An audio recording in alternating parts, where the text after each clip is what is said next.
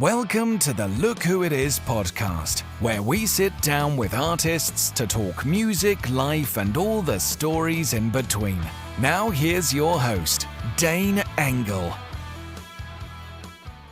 Hey everyone, today we have Devin Trout, a touring and session guitarist based out of Nashville, Tennessee. How does this all start? Like, how did you even get started with all of this? All right. Well, I started playing when I was 4 years old. My mom put me in piano lessons. In my family, it wasn't like, what are you going to play an instrument? It's what instrument are you going to play? And so like they started us, me and my brother both on piano lessons, and I kind of decided fairly quickly that I wanted to play guitar, but my hands were too small. I was like 5 or 6 years old, and they were like, "This is no point to buying a guitar yet." So they bought me a mandolin. And I started playing mandolin when I was like 5 or 6, and did that for about a year or two. And then I finally like grew up a little bit where I could get my hands around the neck of a guitar. And they bought me dang it, a J Terzer. Remember those? Gosh, no, I don't even know. Oh, dude, they were like the Sears guitars. I mean, they were no good. I mean, it's just plywood and some kind of magnet put in it. And so they bought me a J Terzer, and I started taking lessons on that. And I took from the same guy, Deloy Robert Moore, for like 10 years. He taught me, just an old blues cat. And he was one of the first ones like, man, you don't need to learn how to read music stuff. You'll never use it, man. I was like, heck yeah, man. Well, that's what I gotta learn. And so I learned by ear, just blues scales and blues riffs, and he taught me the ways of Stevie Ray Vaughan and John Mayer and all those cats. And we I took lessons from him until the point he was like, "Hey man, I think I've taught you all I can teach you."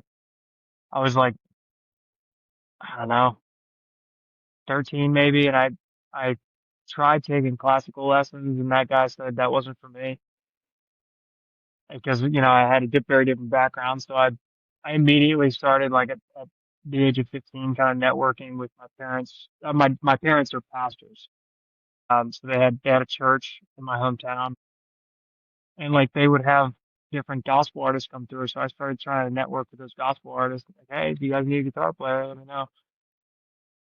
Um, Eventually, I got a call back from one of the random ones. I was actually serving uh, uh, catering at the time for the church.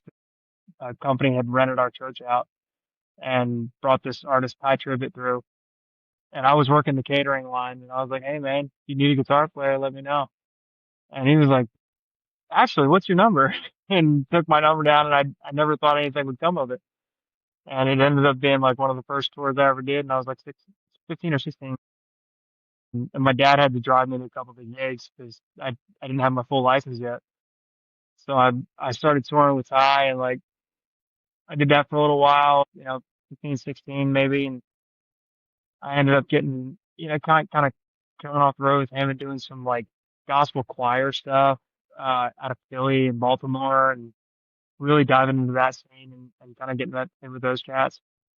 And did like, I don't know if you'd consider them tours, but like doing some tours with some of these choir guys and these like local choirs that were going around doing churches and stuff, and just really cutting my teeth there.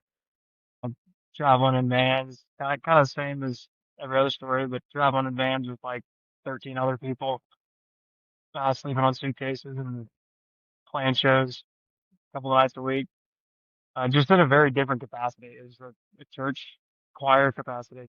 I did that for a couple of years, and then I ended up meeting a guy named Adam Blackstone, a bass player, but he's an incredible band leader out of, I believe he's out of Philly, and he's like Justin Timberlake's band leader, like yeah, all the pop artists, like these huge pop artists, Maroon 5, like all these guys. And I just happened to run into him at a jam night in Philly one night. It was like just this kid, and I was like, "Hey man, here's my number. Call me if you ever need anything." And he happened to give me his number, and I texted him. He was like, "Hey man, great meeting you." Um, a few months go by and never heard anything from him. And I was in this rehearsal for a cover band, and I get a text, and he goes, um, "Hey man, I got a couple people throwing your name my way. I got this artist named Jasmine Sullivan. She's a kind of a deep cut like R&B artist, like amazing. If you've never heard of her, look her up. She's amazing. Um, but she's been doing it for a long time, and they hit me up and they said, you know, would you be interested in coming to join her band? She's kind of making a comeback." And I was like, heck yeah, I'd absolutely love that. So I joined her band for a while and did that for a few years and got to know some of the people surrounding her camp. So anyway, that gig led into me kind of stumbling into an audition for John Legend, who one of his background singers sang backgrounds for Jasmine at the time. His band leader, who's still currently his band leader, was kind of coming out on the road with us. At the time, he's actually married to that background singer now. They were dating at the time. They've since married. Um, she was talking to me one night at a show. She was like, "Yeah, he's been banging his head against the wall. They're trying to find a new guitar player for John." I was like, "I'll, I'll do it." And so she was like, "Oh, I didn't even think about that." So she messaged her boyfriend at the time and said, he's interested. And so they reached out to me, and I went to New York, did the audition, and I auditioned with, I mean, like, I think like 20 other guys in New York and then some other cats in LA. And I just, by the grace of God, ended up getting the gig.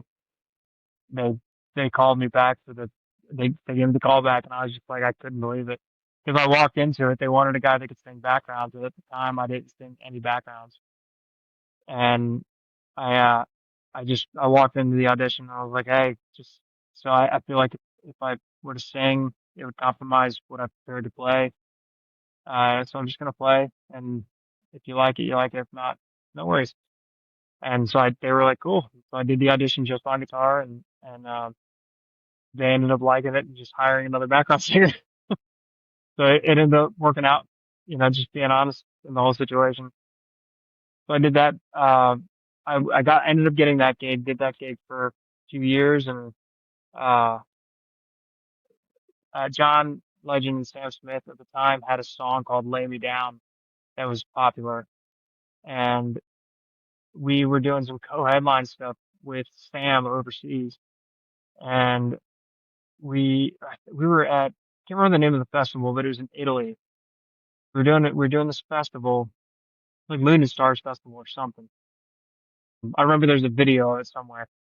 But we were doing this festival together, and I remember Sam remembered me from years before when we had opened with, I was playing for Jasmine, the R&B artist. We had opened for him acoustic when he was doing theaters. He was like, "I remember you. You're the guitar player that you played with Jasmine Sullivan." He was a huge fan of hers. I was like, "Yeah, it's crazy. Thank you for remembering me. It's a huge compliment." And he was like, "Man, that's crazy. What are you doing for the next year? Like, what's your year look like?" And I was like, "Literally on a gig right now." And he kind of proceeded to just offer me the gig in the green room. Like, he was just like, "Do you want to come play for me? My guitar player's gone to play for somebody else, and I need a guitar player." And I was like, "Well, John was taking some time off, and so I was like, I feel like it's a good time to bow out of this and into the next." And I bowed out of that and moved on to the Sam gig kind of it was within like 2 weeks. Right. I was on one whole tour and moved right to the next one. And I did that for a long time, a couple of years. And when that came to an end, um, I had always wanted to play country music. Like my, my hero, oddly enough, was Keith Urban. And like, I'd always wanted to do that. Like, just, you know, rock out on a stage in front of 20,000 people and just like headbang and like all the hair and like, you know what I mean? The whole thing. And I just never got the chance to do that because everything I was doing was like suit and tie, stay in your place, stay in your square. And so I did that for my career for so long. And when all that kind of came to an end, I talked to my wife and I was like, let's go to Nashville. Like, what do you think about Nashville? And she was like, when I called her, I was like, what do you think about moving to Nashville? She was like, it's crazy. I was just thinking about that. And so we decided in that moment on that phone call in a few seconds to move to Nashville. And it was like, it was a God thing immediately. We were just like, all right, it's time to go. And so we started making plans and we started telling people like, hey, yeah, we're moving to Nashville. And people were like, yeah, you're crazy. Because we knew nobody out here, everybody I knew was in the pop world or in R&B and Philly or New York or LA. And I was like, I just want to go do the Nashville thing. Like I want to play country music. And so we just, we bought an RV, decided to try and beat the cost of living, bought an RV and moved out here. And we've, we've been living RV life ever since, which we absolutely love. We're in our fourth RV now, I think. Um, Wow. and we've just been rocking it out in RVs. We love it. But came out here, and I just got a ton of great opportunities kind of off the bat. I started touring with a guy named Jason Crabb, who's a Southern gospel artist. So I went back to my roots as soon as I got here. um, toured with him for about a year and a half. Um, came off the road with him and went out with a girl named Gabby Barrett for a little while and just loved doing that. As soon as I came off with her, got on with a guy named Drake White for about 6 years and was on the road with him, just road dogging it for a long time. Ended up coming off the road with him in 23 at the end of 23, I think. When I in the midst of all that, I had done like a lot of spot tours with a bunch of different artists. I got to work with like Laney Wilson and um, Morgan Evans. I don't know if you know any of them, but um, I was really blessed to like meet some really cool people along the way, like pretty soon after moving here. Got to do some really cool work right out of the gate. Well, it's 6 years, but it's a 10-year town. That's right Okay. out of the gate. But then did some stuff with a guy named Breland for a long time. For the last about a year and a half. We were on the road together and absolutely I love that dude. He's one of my best friends. We did some cool shows, played some fun music. He's got this event called Breland and Friends that he does every year, and he's let me play with some pretty cool people. I got to play with Vince Gill this year, which was Nice. really cool. And then pretty much he was kind of like coming off the road to do some writing and TV stuff, and um I got the call for Chase, and that was to come out on the Key tour, and that started in May. That's kind of where it lands me now. I've been doing that ever since. First break I've gotten. In years, it sounds like. So But this is, anyway, yeah. yeah, this is like the first break you've had, it sounds like, in years. Well, somewhat. I mean, there's been some. It's my wife and I we laugh because like it's when it's busy, it's real busy, and when it's not busy, it's real not busy. Do you have So to kind of plan for that? yeah. I mean, she's really good at that. I'm not. I married a very smart woman. That's she definitely we definitely set it up to where like we can live off of one income if need be, and when we have great years, we have great years, and when we have not so busy years, we still have great years. So it's been a blessing, honestly. Yeah, I couldn't imagine myself though, like living in an RV. I have 2 Man. kids. I don't have enough room in my house now. I couldn't imagine. Man, I know we've got actually one of our really good friends. Um, he's got 2 kids and they've got a toy hauler, and a lot of people say they couldn't do it, but you'd be surprised, man. You'd be surprised. There's a lot outside. Yeah, it'd be funny to see how much stuff I didn't need, I guess. Man, that's the amount of gear I just gave away was crazy. Gave away. Oh man, and it was a lot of like, fluff stuff that you just kind of keep around.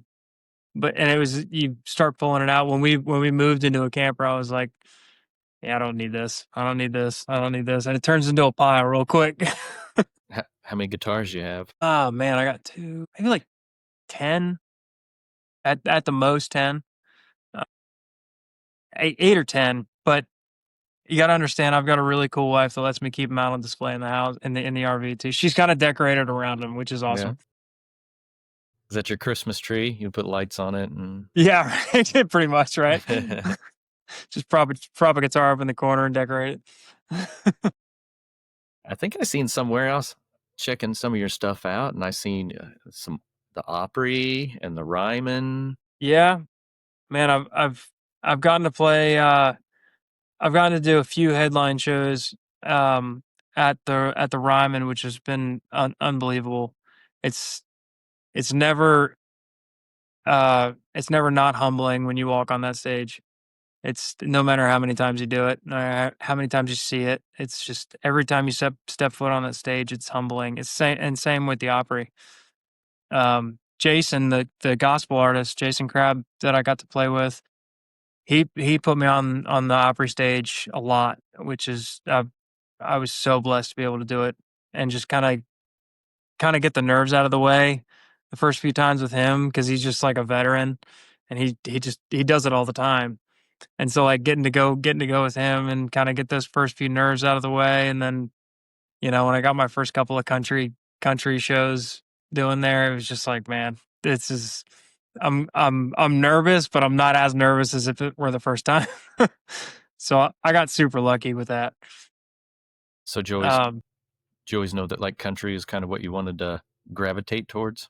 Oh yeah. It's always been something that I've loved. Like I don't know if you're familiar with the Keith Urban Living Right Now DVD that he put out years and years ago. I can't remember what year it was, but it was a long time ago. But he put this DVD out, and it was, I mean, I watched it back recently actually, and it's super grainy. It's like not great quality. But you watch it back, and it's like I see the moments that like funny story, I stole that DVD out of my brother's room. He had it hidden under his little CD player in his room, and I wasn't allowed to have a TV in my room, so I had this little portable DVD player that I was allowed to keep for some reason. And I stole this DVD and I watched it under the covers with those cheap like Sony headphones for the very first time. And I remember watching him just it was just the strobe lights and all this. He was just soloing his rear end off, and I was like, that's what I want to do. I want to be him. I want to do that for the rest of my life. I don't care what I got to do to do it. That's what I want to do. And so like I fell in love with that thing ever since then. And it was weird the kind of direction that I took, and I'm thankful for all like the R&B and pop influences and gospel influences that I've gotten. And it's kind of shaped the way that I play country music now, which is, I have a different approach to a lot of things, and it's it's I feel like it gave me a head start with some of this stuff and put me where I needed to be for when I got here. But country's always been what I wanted to do. Like it's always been, those if you look at any picture, most pictures that I post, I'm playing a telly. So it's like that was my influence is just telly, either chicken picking or just screaming solos on a telly. And then you do some background vocals now, though, right? I do, yeah. So I started when I moved to town. I started with Jason Crabb, and I kind of started learning how to do it. My mom she's a vocal teacher, which she was not she was not super proud of my announcement in that audition that I wasn't going to sing background vocals. But uh, she's a vocal teacher that would we could just never get along on a pupil teacher basis. So we could never really take lessons together. But when I moved to town and started like learning background vocals and calling her for advice, it was she was excited about that. But I started learning with Jason because it's the gospel thing, like it's Southern gospel, so kind of requires it everybody in the band to sing. And did a little bit there, and then when I got the Drake White gig, they wanted everybody in the band singing. And so I had a buddy of mine, a very, very good friend that he actually plays for Noah Khan now, keys player named Dylan Jones, absolute legend. He kind of taught me how to sing backgrounds. We were like in rehearsals, and I'm trying to pick parts out, and he's like, "Hey, just sing this."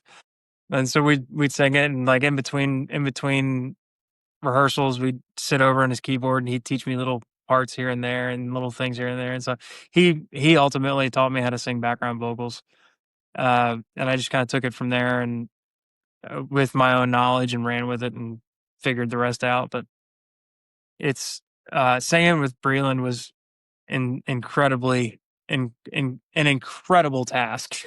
I don't know if you ever heard him sing, Oh, but yeah, he can yeah. he can run some gospel runs like you've never heard. And so it's like I had to kind of learn how to keep up with him for a little while. And that did some gymnastics on my vocals.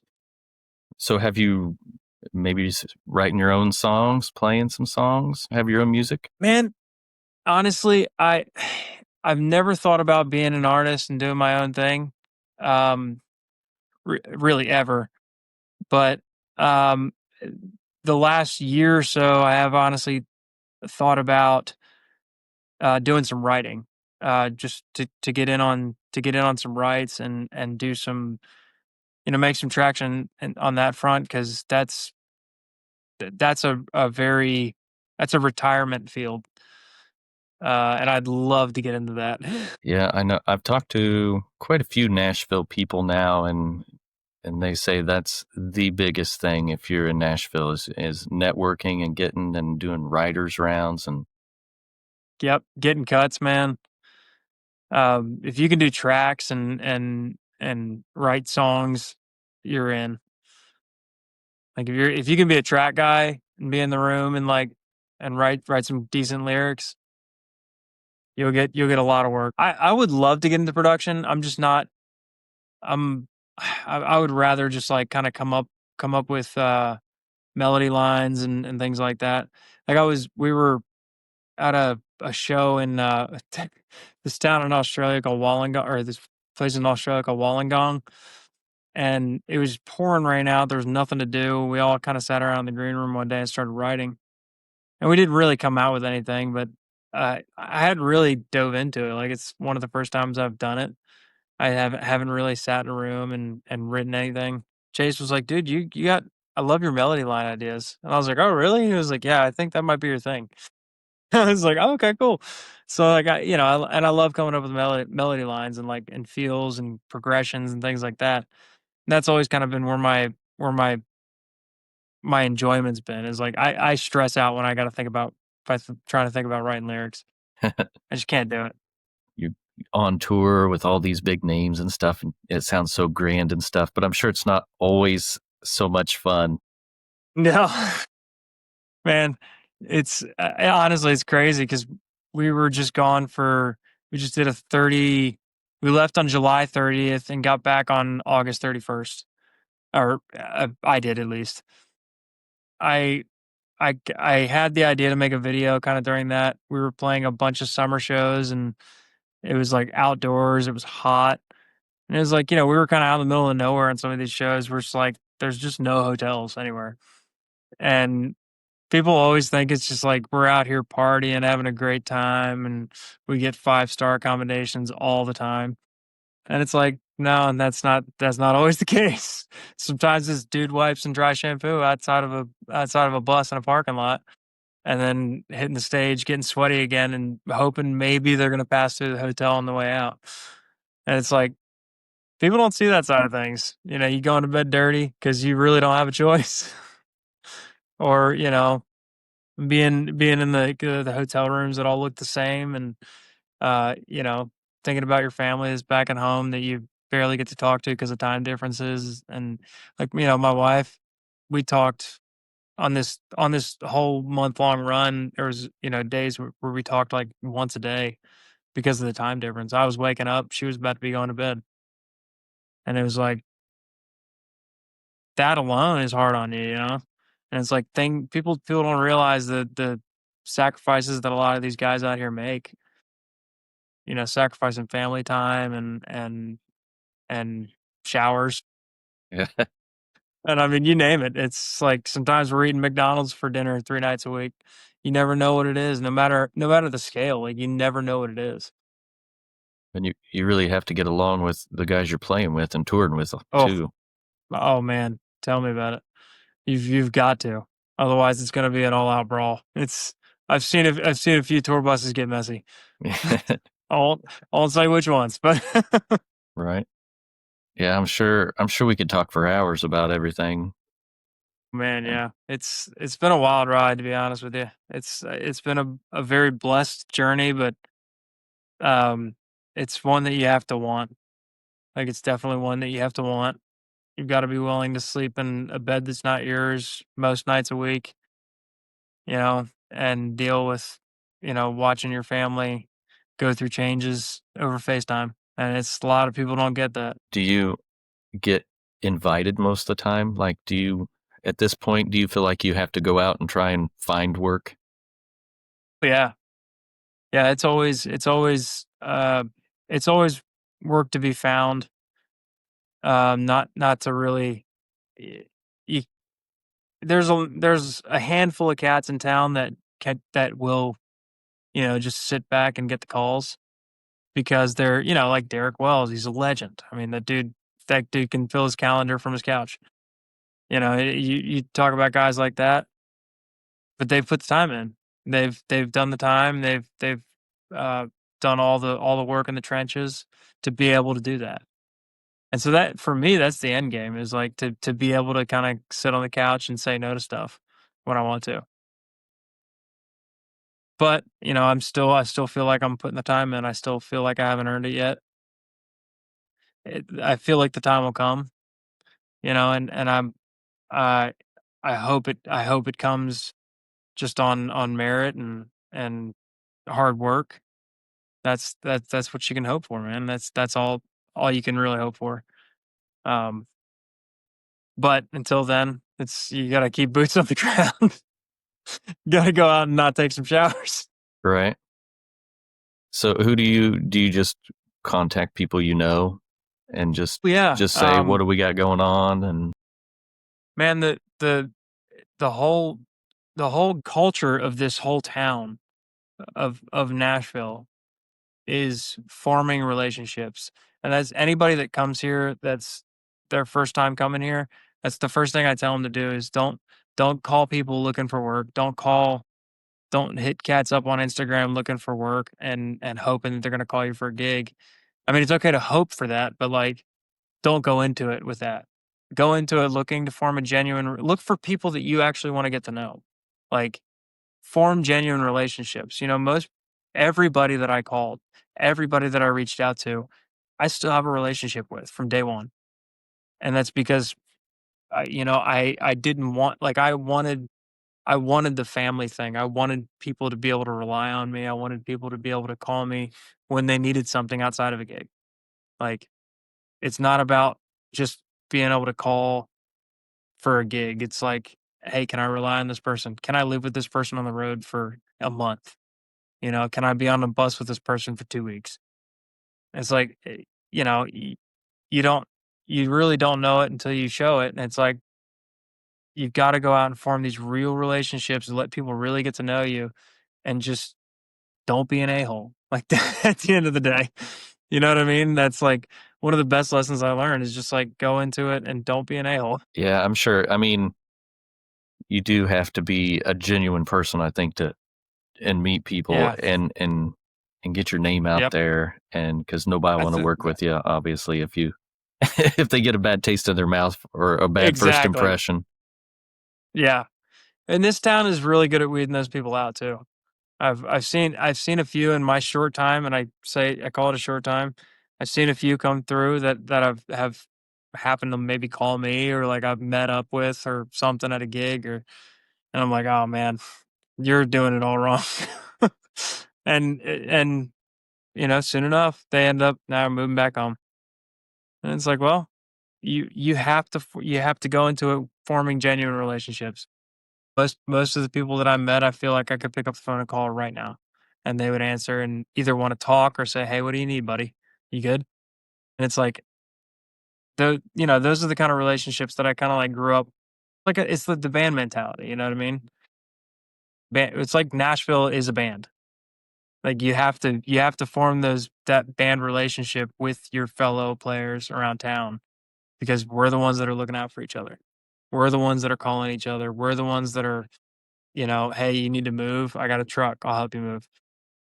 It's like that stuff happens every day. I mean, my friend would kill me for telling you this, but the first day that I was at Breland's rehearsals, I had one of the guys come up to me and go, "Hey man, I'm so and so. You have a truck, right?" And I was like, "Yeah." And he goes, "Cool. I got some stuff I need to move. Would you mind helping me?" And I was like, "Tonight?" And he was like, "Yeah." I was, "Sure, man." So I went and helped him move a bunch of stuff out of his storage unit the night I met him. And that guy to Nice. this day is one of my greatest friends. But like it's that kind of stuff, man. It's like, you know, I could call him if my heart was ripped into a million pieces and he'd pick up the phone and be there for me in a heartbeat. So it's like it's that little and that big. It's just it all matters. I've heard a lot of people say that it's a big town, but it's not really a big town. Well, you've heard of the band Little Big Town? Mm-hmm. I don't know if you know that they named it after Nashville. It's a little big town. Gotcha. That makes sense. Yeah. So, I mean, now that you got some downtime, is it just hanging out with the people that you know from around town and stuff now? Yeah, honestly, I've only got what's today? 4th. I've only got about 5 more days off.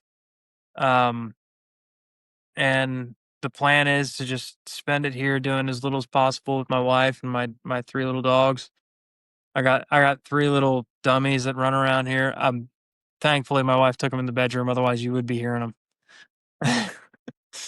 Um, but yeah, man, I got some really good friends that I live nearby, and we spend a lot of time together. We do a lot of swimming, a lot of boating, kayaking, or try to do some kayaking. I say that like I do it. I need to get out and do more. I need exercise.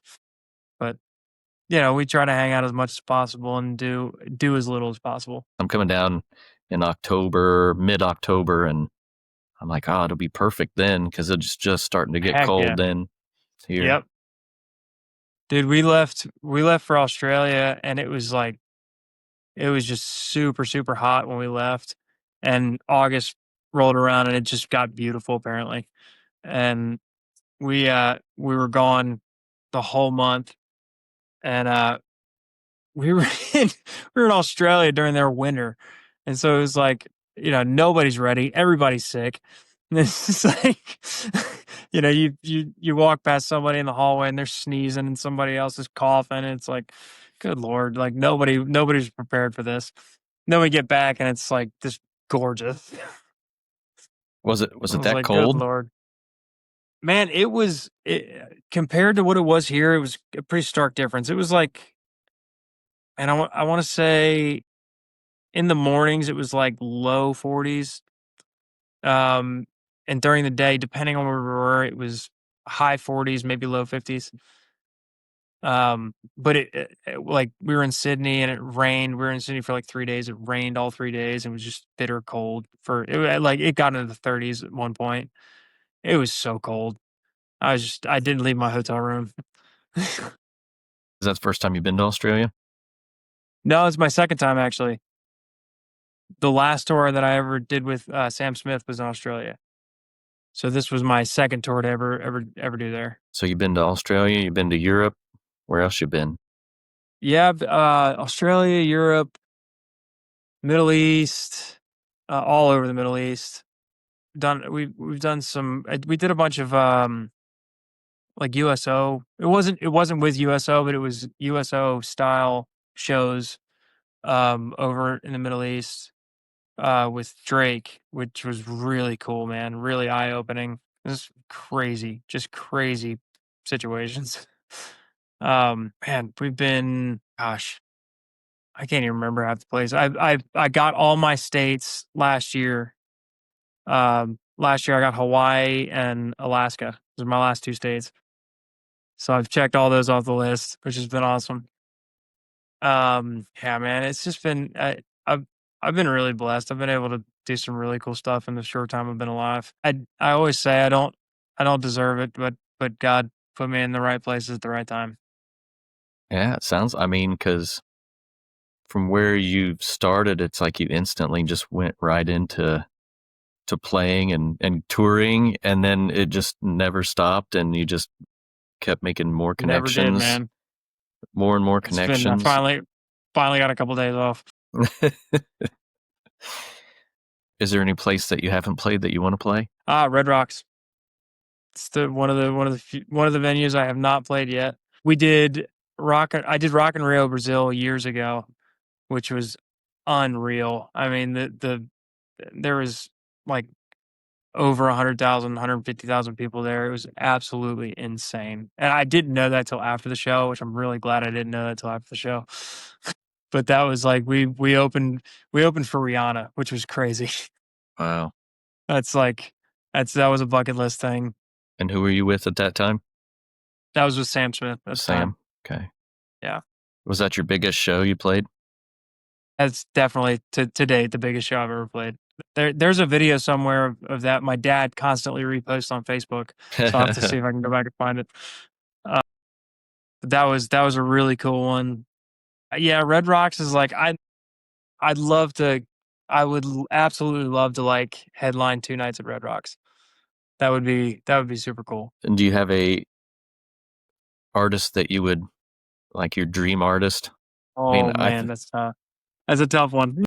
I don't know if I could like jump in with like Whiskey Myers for a couple of nights and put my bell bottoms back on. That would be a lot of fun. Yeah, they're going to be here this month. Yeah, maybe in a week or two with Tedeschi Trucks. Man, are you going? No, unfortunately, I'm not. God, dude, if you can, you got to go. Yeah, we did a tour with them a couple of years ago with Drake, and I mean, did like 16 or 17 shows with them, and it was like they put on a clinic. It's just a rock and roll clinic every single night. It was like, all right, I see what I'm doing wrong, and here's how I fix it. Those guys are legends. I got a good friend, and he's all about them. So he's trying to get me to go, but I have to okay it with the boss first. You know, I'll be a bad influence on you. I'll push you to go. Yeah, man. So hey, I'm glad you got a hold of me. It's I'm glad you found that post and stuff. This is a great channel, man. It's a great podcast. I'm stoked to see where it goes, man. And like, I totally want to have everybody back again, you know, and see what they've been doing and stuff. And absolutely. And yeah, it's like how would I have ever found you if you wouldn't have reached out, you know? And dude, and like, that's what, like I said, man, we're all in this together. And like, you'd have so much stuff to say and all these cool stories. Yeah, dude. I've got friends. If you're looking for guys to interview, I've got tons of friends that you would love to interview. Just super weird cats. You'd love them. Yeah, I've got some pretty interesting individuals who's hit me up, dude. And yeah, some of them I'm like, like they're so cool, but I'm like, I just don't feel like we'd vibe, you know? I just have a hard time. Yeah, I get it. It's like, I don't have a censor button yet. Yeah, I do get a lot of people that'll live censor everything. I got a lot of people that'll hit me up and or like, we'll do the interview and they'll tell me a story and they'll be like, all right, but you have to take that out. Or, you know, or they'll be like, well, I got tons of stories, but I'm not going to tell you any of them and which is understandable. You know? It's the only thing you'll have to edit out with me is like if I mention a name or something on accident. Yeah, no, that's why I like this is pre-recorded too, because I can take out all the dumb stuff I say. I had to make sure that in the beginning. I was like, I say a bunch of dumb stuff, so I better make sure I can take all my stuff out. Oh, same, dude. I was editing my first. Yeah, make me sound smart, man. Cut all the bullshit that I said out. Yeah, exactly. I do that to me. So I try to. So I know you say you play like a lot of your session stuff you do on the road now. Yeah, it's all remote. So did you ever go to a studio and do your session work? Yeah, I've done a lot of session work here in town. done a couple of things. Like I've gotten to do some stuff like Ocean Way, which is really cool. It's a legendary studio here. I've tracked some stuff at like Blackbird, which is a really cool studio. Um, and just like a bunch of like other really cool studios that like nobody would really know the names of around town, but there's just like so many neat spots that people just don't know. If you come to town and just like Google recording studio, click on the first house you find, and it'll probably be one of the coolest places you ever step foot in. And like, so like I've gotten random calls to go track for like, demo sessions, or I got a call a while back for a buddy of mine called me, and he said, I got this session coming up a couple of days. You want to do it? We need an acoustic player. And so I I said, yeah, dude, absolutely. And so I went, got in the room, and it was I can't remember the name of the studio. It was this really cool studio. And we got set up, and it was this kid from, I can't remember where he's from, but he's 12 years old, this country songwriter kid, and his dad wanted to give him the full experience, like the full Nashville experience. So they hired this full band, and we went in and tracked a couple of songs that he wrote, and like it was kind of a funny day. But we tracked in one of the coolest studios in Nashville. And so I was like, well, I got, got to check that off my list. It's always something, man. As you never know what you're gonna get called for here. Any songs that I'd know that you'd just be playing in? Oh man.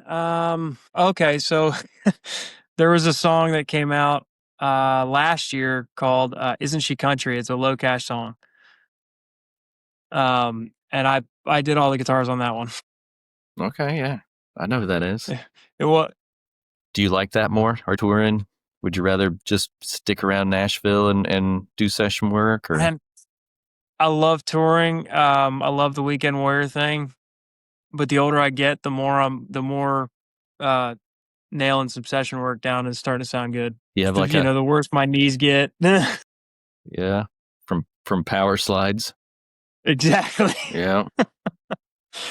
Oh man, those 2-foot jumps start feeling like 6-foot jumps after a while. Yeah, it is. It's probably just as much physical work as you are playing too, because you're trying to run around and jump. And especially Chase's show. His show is super physically demanding. Like it's a rock show through and through. We've got this insane rock medley, and it's just like for like 3 minutes straight, my neck is just I've got hair just all up and down for like 3 minutes straight, also trying to play the right notes. And so it's like, you got to do neck exercises before that song. My wife's gotten me into country probably in the last couple years, and now like I'm more of a, I'd say, rock, maybe metalish, and it's really surprised me, a lot of these guys that I've gone and seen, how heavy their shows are for country artists. Oh yeah. Like Chase's show is, it's like his one of his new songs, a song called No Way Around It. They're actually talking about pushing to rock radio. Which I was actually in the video for that song with the rest of the band guys. We did a live shoot, and it was like we did the shoot in like a garage. So it was like it was a video, it was a studio, but it was like this garage, kind of like this grungy garage thing. And we filmed it like 9 or 10 times back to back, and we were just soaked, and it was just like head banging and like the whole, like, all right, cut. All right, roll it again. Everybody's trying to catch their breath. It's like, so it's, like his show is, his live show is pretty heavy. I won't lie to you there. It's pretty rock forward. Yeah, I think you're actually playing the weekend I'm in Nashville. Oh, really? Bridgestone? Yeah, because that'll be the 18th, I think. Oh, yeah. Yep. Yeah. Yep. I'm taking the Opry for the first time, so. Oh, dude, that'll be awesome. Do you know who's playing? Scotty McCreery's going to be there, and yeah. I think it's a Texas guy. I know that a few of the Texas guys, man, they're that's such a They're such like Drake Milligan. Oh, Drake Milligan. He's great. Yeah. You guys will love him. Good deal. Yeah, he's awesome. Dude, I tell you what, those Texas guys, man, they tour Texas all year. It's crazy. I've had I a mean, couple Texas guys on my podcast, and he's like, you could just make a full-time job out of just Texas. Yep. Dude, one of my buddies, actually William Clark Green, he's a Texas artist, very good friend of mine. I mean, that dude sells out 5,000 seat rooms all over Texas. And I mean, honestly, he doesn't sell that as big outside of Texas, but my God, that dude can sell a room in Texas. It's crazy. And he's a great, if you feel like finding a great country artist, look him up. He's got some more traditional, he's like Texas country, but yeah. I like the Texas country. Yeah, I think you'll like him. So you said weekend warrior at this point, so now you're kind of just shipping out here and there. So the longest stretch we'll do all year, we just got done with. That was 32 days, I think, 31 days, something like that. And then we got 9 days off right now, and then we'll leave out and do about an 11-day run in Canada, and then fly back home, and then we'll be back in the States for the rest of the year. So this will be the last long run we'll have ahead of us, and then we'll be just doing kind of 3-4 show weeks every weekend from here on out till December. So now when you go places, do you usually just fly or drive if they're close? So we'll like these Canada shows, the buses actually are leaving tomorrow for Canada, and we'll fly out a couple days later. So they'll leave to get there, and they'll meet us at the airport there, and we'll get off the plane, get on the bus, and be on the buses for the next 11 days, and then we'll fly out back to Nashville, and the buses will leave and come back, and then we'll just meet at the bus yard from here on out. So there's people bus call at different places all over the town, but you bus call it like a bus yard or somewhere like that. That's secure area. It's got locked fences and things like that.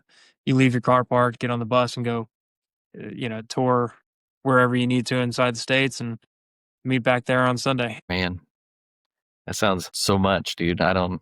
It does take a special kind of person, doesn't it?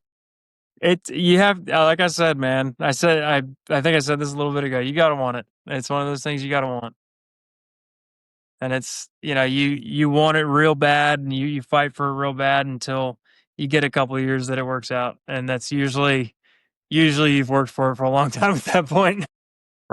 But hey, it's all about the ride, man. It's all about the journey. I don't know if I'd have signed up for this if I'd have thought it was easy. It's just one of those things that you gotta, if you didn't have to fight for it, I feel like everybody would do it. You ever been close to being like, man, I'm just going home? Oh yeah. at least twice on this run. Yeah. Oh. No, dude, that's everybody. And if they say they don't, they're lying. Every single person out here gets to a point where, and that that's kind of goes hand in hand with what I was saying about the hard part about being out here is the mental, and like you have to lean on your buddies on the road. Like you got to lean on your friends, got to learn how to open up to them and talk to them if you're really struggling. I've thank God I have my wife at home. I can call her at any time of day or night, and she'll answer the phone and talk me off a ledge. But like, these guys, I'm out here that they may not have a girlfriend or a wife, and they're just we're leaning on each other. And there's times when I lean on these guys too, and it's like you have to lean on each other to get you through. And I mean, there's so many times where you're just like, bro, I'm ready. I'm ready to go home. I'm done with it. I can't do it no more. And it's like, bud, we got 2 more days. You get home, take a nap, we'll be all right. But you made pretty good friends with like like other guys that are on the tour, like the managers and the people behind the scenes and stuff like that? Oh yeah. You have to. I mean, you spend every single day with a lot of these people, and if you're not, if you're not making friends, you're either by yourself or you're making enemies, and you don't want either one of those. So it's like you kind of do your best to like find as much in common with anybody you can, and form the best friendships and the most genuine relationships you can. And like, I mean, some of my best friends in the world I met out here on the road. One of my best friend, probably my best friend. Um, he still plays bass for Drake. I met him playing bass for Jason. We were on tour with Jason Crab, my first Nashville gig, and I called him for the Drake gig when I was on it. And he's still over there playing, and like that dude is one of my best friends in the world. And the amount of times that man's seen me cry is ridiculous. And it's all comes from the road, man. It all stems from the road. And the amount of times I've sat and listened to him bellyache about his kids, and it's just like missing his kids and missing his wife and missing home. It's just like we lean on each other to get through. And that's what forms lifelong friendships. That's where that stuff comes from, is like you guys walk through the trenches together every single weekend. And I've said this for a long time, but um I've always thought a year on the road with a group is like a year on the road with one person is like knowing that person for 10 years, because you spend so much time with them, you go through so much with them that people will never see, the crowds will never see. Most people will never understand, but like you get one good friend a year, and you feel like you've known that person for 10 years. And it's like that's for for me, it's like that's what always made it hard moving on from gigs when I had to. It's because like, you do a couple of years and you're just like, geez, man, I feel like I've known you for 20 years. Right, So yeah. it's like It it's it's all about those genuine relationships, man. You're ready to get home, but then you're probably bittersweet when it's over. Oh yeah. I mean, you get home and you're still texting your bandmates when you get home. That's part of it. They're family too. You still talk to, like, even back when you were doing gospel stuff, and you still talk to a lot of those Man, people? honestly, I've got a couple of those cats. I toured with a lot of the same guys, and I've got a couple of those cats that I stay in contact with. One of my really good friends plays drums for a guy named Struggle Jennings now. Mhm. It's I think it's Waylon's grandson. Um, and just a really good buddy of mine. We ran back and forth from Delaware to Philly in rehearsals and played for choirs all across the nation. And it was so weird to see him move and start playing for Struggle, and like kind of around the same time I moved, and we just kind of had lost contact. So we regained contact after that. I was like, dude, what are you doing here? But like, a lot of those guys, they've moved into like church positions, and none of them are really touring much anymore. It was for them, it was just kind of a passing moment. They didn't really want to make anything of the tour life and the, this life that I really wanted. Um, so it's, I've stayed in contact with a few of them, and those few were just like guys that were really good buddies of mine that I connected with. Again, same thing. I've always been an advocate of genuine relationships, not just in Nashville. It's like you form those genuine relationships and they stick around. They're always there. You know, there's a few that I probably should call a little more often than I do, but you know, we all have that problem. You ever have to fire a friend and be like, "I just can't talk to that guy anymore"? Yeah. Oh man. Yeah. I've had a couple of those. Yeah. Couple of them that have tried to reapply a couple times too. Yeah. Yeah, you look back and you're like, "Man, I probably should never even hung out with that guy in the first place." Man, tell me about it.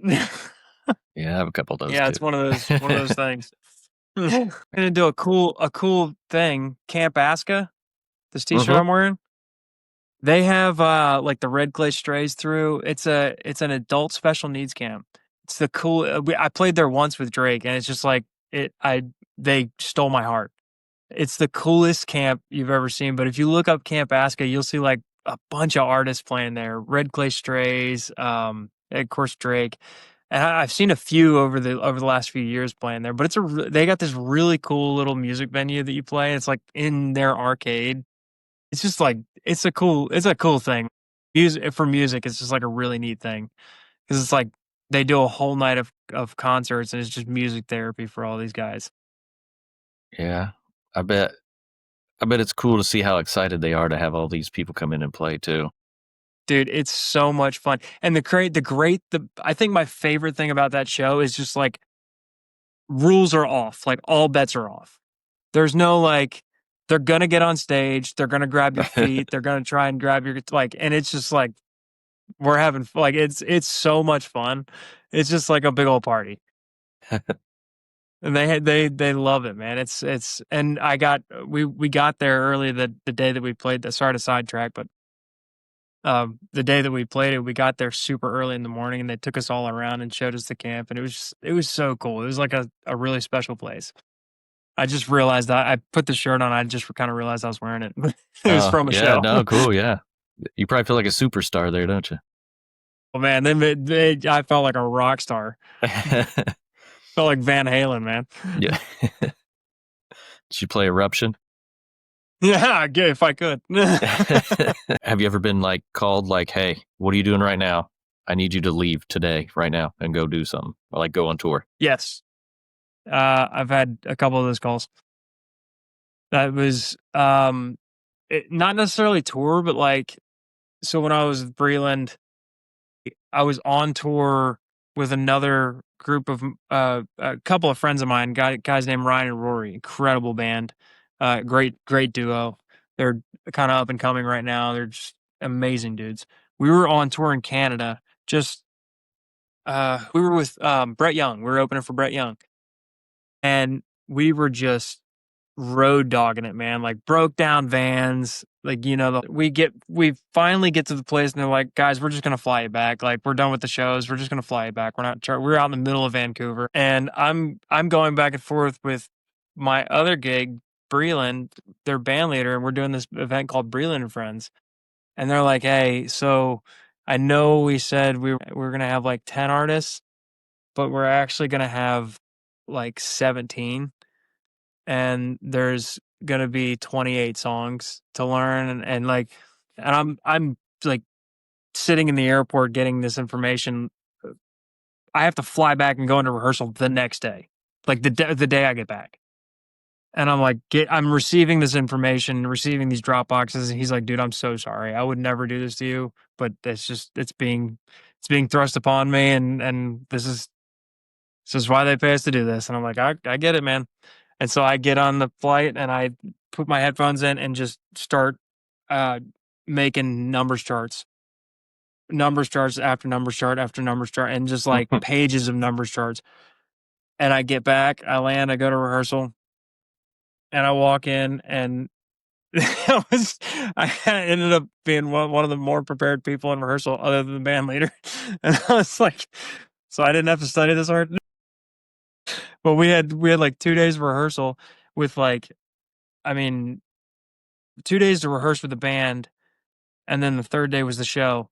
But we had like JoJo, Russell Dickerson, Vince Gill.